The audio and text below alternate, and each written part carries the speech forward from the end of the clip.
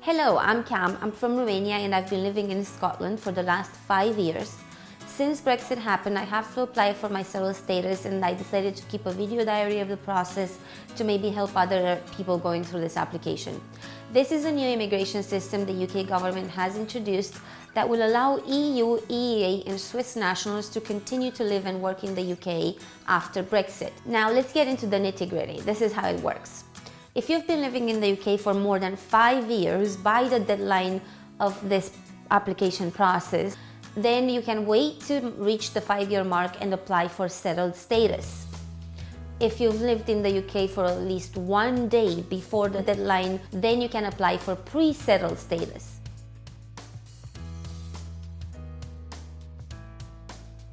I'm now on the government site and I'm looking for information. I'm trying to find the application that I need to download, how to prove your identity. To help us confirm your identity and nationality, you can use the EU Exit ID Document Check iPhone or Android app on your phone. Okay, I'm just gonna download this app.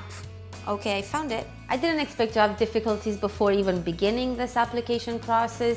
Okay, I can download this app. It says, this app requires specific features not available on this device. Right. I don't know exactly what the problem is, but it looks like the app is not compatible with my phone. I'm gonna try and use my boyfriend's phone to see if that works. It's the next day I couldn't download the application because my boyfriend's phone did not have the right operating system. You need basically an iPhone 7 or above and the latest operating system so that it works. But I've got my passport, I've got the app, so I'm just gonna start the application. Once I had access to the EU Exit app, the application was really user-friendly. The whole entire process took about 10 minutes in total. Sending off the application was followed by a few anxiety-riddled days. I was uncertain of what the future holds. I didn't know what kind of status I was gonna get. I didn't know if I was gonna be rejected or not. I think everything was a possibility and I just couldn't wait to have an answer. I just got an email from the government. This could be the one. Okay, I'm kind of nervous. I don't know if it's going to be a yes or no. We have found tax history that shows you've been resident in the UK, but we have not been able to confirm that you've been continuously resident for 5 years in a row. It's maybe because of gaps in our records, blah, blah, blah, blah.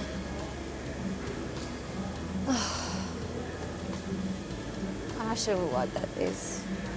I thought that maybe because they had my national insurance number, they would be able to just track when I moved here, which was in September 2014 or so, or August.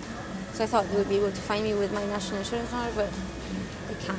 My friend Liliana recently went through her settled status application, so I'm gonna phone her and see what kind of evidence she sent over to the government. Ideally, you have to provide like one document to prove you've been there for the 3 months gap ahead, and I used my council tax bill.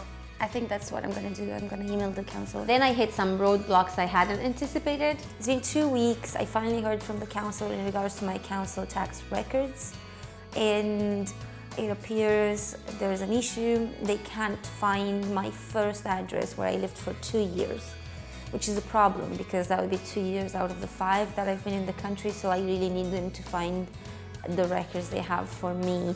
They've basically just requested further information and I gave them details about my flatmate and so on. As you guys know, I'm Romanian and I've been in Scotland for 5 years and a few months at this stage, and the reason why I'm really hoping to get settled status is because once you have settled status, you then can apply for British citizenship a year after having had this document. If you get pre-settled status, you then need to wait for that to turn into settled, and then a year later you can apply for British citizenship. That's a big difference between the two right there. But now that the council can't find my records, I'm starting to get a little bit worried. I've got some good news today. I finally heard from the council. They managed to track down my payments for my first address, and they sent me a letter detailing all the payments that I made since 2014, so I can use this as evidence that I've been here. I forwarded it on to the government, and hopefully this is the last hoop I have to get through.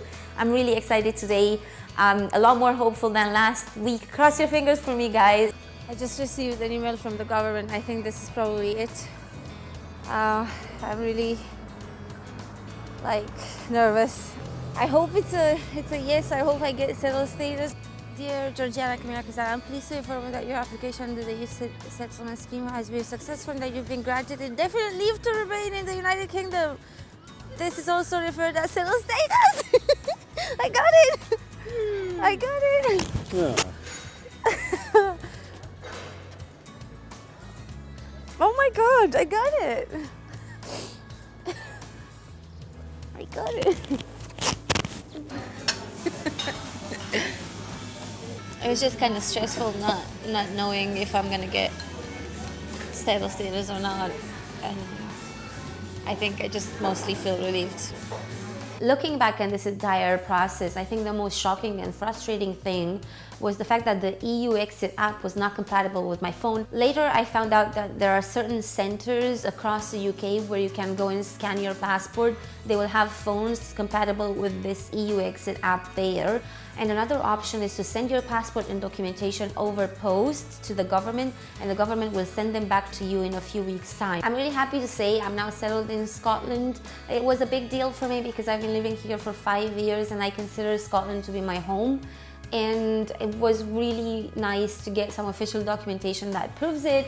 I feel I'm now an official new Scot, I suppose. Good luck with your application, guys. I hope everything goes well, and if it doesn't, always refer to www.gov.uk.